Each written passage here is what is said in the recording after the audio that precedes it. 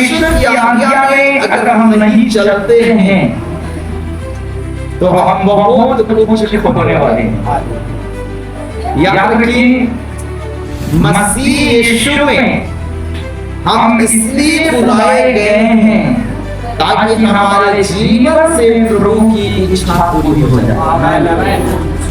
जब हम प्रभु की इच्छा को पूरी करते हैं उसके बाद परमेश्वर हमारी इच्छा को पूरी करता है। सभी लोगों को जय मसीह। प्रभु का धन्यवाद हो आज के सुंदर सुबह के लिए जो प्रभु ने सबके जीवन में दिया है, उसके लिए हम परमेश्वर को धन्यवाद करें। क्या हम सब लोग आनंदित हैं? आमीन। परमेश्वर का वचन कहता है प्रभु में सदा हालेलुया। प्रभु का वचन कहता है हम सदा क्या रहना चाहिए, मगर शैतान आपको आनंदित रहने के लिए रुकावट डालेगा और आपको उस रुकावट को पार करके आनंदित रहने की कोशिश करेंगे। सो पिछले दिनों से जो हम लोग प्रचार को लेकर सब्जेक्ट को लेकर चल रहे हैं, स्वर्ग तक पहुंचने के 7 स्टेप जो है, 7 सीढ़ी जो है, हालेलुया, जिसमें हम लोग 5 सीढ़ियों तक सुना है और आज 6वां सीढ़ी का ऊपर हम सुनने के लिए अपने आप को तैयार करना है। हालेलुया। क्या आप सब तैयार हैं? तो पहला स्टेप क्या था? मनफिरा, और दूसरा विश्वास, और तीसरा उद्धार, और चौथा बपतिस्मा लेना है, और 5वां क्या था? प्रार्थना। अभी आज जो 6वां स्टेप है वो है आज्ञाकारिता। क्या है? आज्ञाकारिता। परमेश्वर की आज्ञा को मानना ही सब कुछ है। परमेश्वर की आज्ञा में अगर हम नहीं चलते हैं तो हम बहुत कुछ खोने वाले हैं। याद रखिए, मसीह यीशु में हम इसलिए बुलाए गए हैं ताकि हमारे जीवन से प्रभु की इच्छा पूरी हो जाए।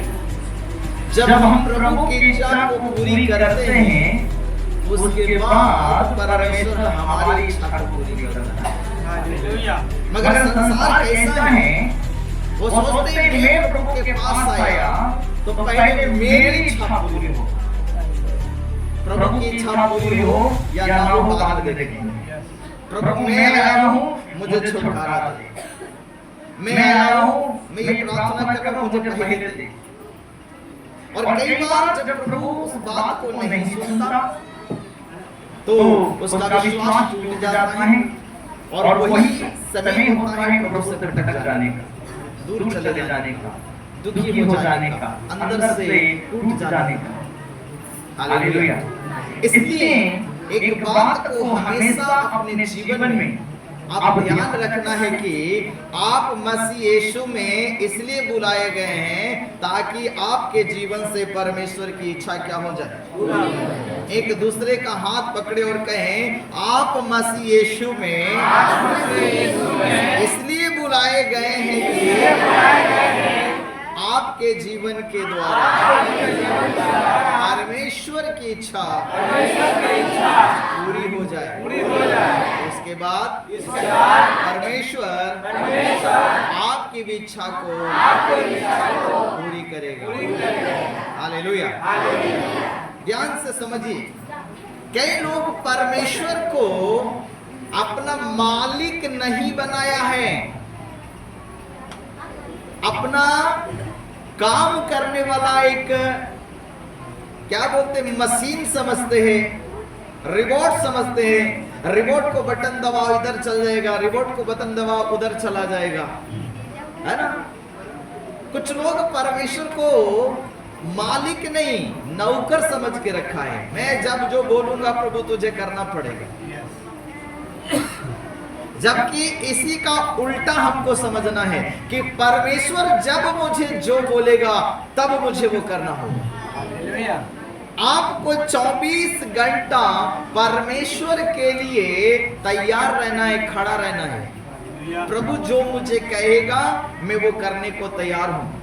परमेश्वर जो मुझे आज्ञा देगा मैं उस आज्ञा को मानने को तैयार हूं। अभी आज का विश्राम दिन ये परमेश्वर की आज्ञा है, उधर लिखा है ना, तो विश्राम दिन को पवित्र मानने के लिए आज का दिन क्रिकेट खेलने का नहीं, आज का दिन मार्केट करने का नहीं, आज का दिन रिश्तेदारी परिवार का नहीं, आज एकदम स्पेशल परमेश्वर के लिए दिन है। प्रभु का वचन कहता है मनुष्य 6 दिन काम कर ले, जो कुछ करना है 6 दिन में निपटा लो, 7वां दिन तेरे लिए कोई काम ना हो, है ना। अगर है तो प्रभु में आने का कोई रुकावट नहीं होना चाहिए। अगर तुम कर रहे हो तो उस काम के कारण प्रभु में आने का, चर्च आने का, आराधना में आने का कोई रुकावट है। अगर लगता है वो काम में जाऊंगा मैं फंस जाऊंगा, मैं आराधना छूट जाएगा, मैं आराधना में नहीं जा पाऊंगा, तो आपको उस काम को ही छोड़ना चाहिए। 6 दिन आपके पास है काम करने के लिए, 6 दिन रिश्तेदारी निभाने के लिए है, 6 दिन सारी दुनिया का काम करने के लिए है, और 7वां दिन वो प्रभु का दिन है। इस दिन को परमेश्वर के लिए हमें एकदम याद रखना है कि ये दिन मुझे परमेश्वर को देना है। ये दिन मुझे कहीं जाने के लिए नहीं है, घूमने का नहीं है, दोस्तों के साथ बिताने का नहीं है।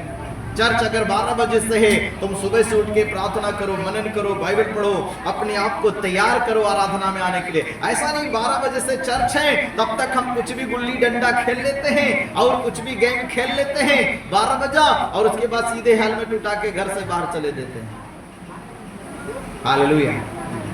परमेश्वर के भवन में आने से पहले आपके जीवन में एक तैयारी होना है, आत्मा के तरीके से भी तैयार होना है और शरीर के भी तरीके में तैयार होना है। आत्मिक तैयारी भी और शरीर की भी तैयारी भी जरूरी है, दोनों तैयारी रहना है। हालेलुया। आत्मिक तैयारी क्या है? अपने पापों से तौबा करना, पश्चाताप करना। अगर बीते सप्ताह आपके जीवन में कोई गुनाह हुआ है, कोई पाप हुआ है, उसके लिए प्रभु से पश्चाताप करें, प्रायश्चित करें अपने पापों को, वचन को पढ़े, मनन करें। पिछले बीते सप्ताह में जो प्रभु ने आपके जीवन में भलाई किया, उस भलाइयों को याद करें और प्रभु को धन्यवाद दें और प्रार्थना के साथ प्रभु के भवन में आए। प्रभु मैं आपके भवन में जा रहा हूं और मुझे खाली नहीं लौटाना, प्रभु अपनी आशीष मुझे देना, आज का वचन मेरे लिए होने पाए। हालेलुया। ऐसी सारी प्रार्थना की तैयारी के साथ आपको प्रभु के भवन में आना चाहिए।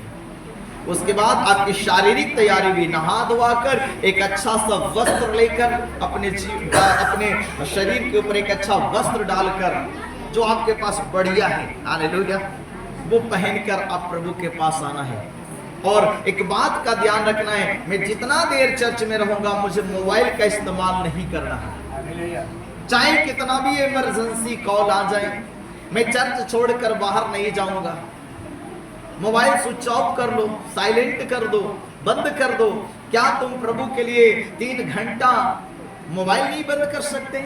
लोग 300 सीढ़ियां चढ़ जा रहा है, पहाड़ चढ़ जा रहे हैं, और हम 3 घंटा मोबाइल नहीं बंद कर सकते। हमसे 3 घंटा मोबाइल कंट्रोल नहीं होता प्रभु के लिए। कुछ प्रभु के पास जब आते हैं ना, तो सारी डिस्टरबेंस को दूर रखिए, जो आपको और प्रभु के बीच में बाधा डालने वाला चीजें हैं उसको दूर रखो। मोबाइल बंद करके रखो, आराधना के बाद चालू कर लो। हालेलुया। सीधा फोन लगाने वाला जानेगा स्विच ऑफ है, बार बार आपको परेशान नहीं करेगा। आप एक अपने जीवन में गवाही बना लो। संडे इतना से इतना बजे मोबाइल ऑफ, सारा रिश्तेदार परिवार को समझ में आएगा। इतवार को भाई इसका मोबाइल इतना से इतना बजे तक बंद ही बताता है, वो ट्राई नहीं करेगा, वो सीधे मालूम है, वो टाइम के बाद ही ट्राई मारेगा। ये गवाही आपके जीवन में होना चाहिए। आमीन, आमीन। ये परमेश्वर की आज्ञा है विश्राम दिन का पालन करना। वैसे ही 10 आज्ञाओं को आपने इधर देखा है, सुना है, ये 10 आज्ञा। इसके अलावा बाइबल में बहुत सारी आज्ञाएं परमेश्वर ने दी है, और ये आज्ञाएं किसको मानना है? इस पृथ्वी पे रहने वाले सारे मनुष्य को मानना। Hallelujah, hallelujah. ये आज्ञा किसके लिए है? सारे मानव जाति के लिए, चाहे वो किसी भी जाति का हो, किसी भी देश का हो, किसी भी राज्य में पैदा हुआ, कोई भाषा भी बोलता हो, वो सब के लिए परमेश्वर का नियम कानून बनाया गया। अब ये बात अलग है कि कुछ लोग जानते हैं तो उसको मान रहे हैं, कुछ लोग नहीं जानते तो वो बाहर घूम रहे हैं। एक दिन जब वो जानेंगे, वो भी प्रभु के पास आएंगे, वो भी प्रभु की आज्ञा को मानेंगे। आप हमेशा अपने आप को परमेश्वर की आज्ञा मानने के लिए तैयार रहना है। जब आप परमेश्वर की आज्ञा में चलना शुरू करते हैं, चलते चलते चलते चलते चलते चलते आपके जीवन में सब कुछ सही होने लगेगा। मगर आप परमेश्वर के वचन आज्ञा से खिलाफ जाएंगे तो सब कुछ बिगड़ना शुरू हो जाएगा।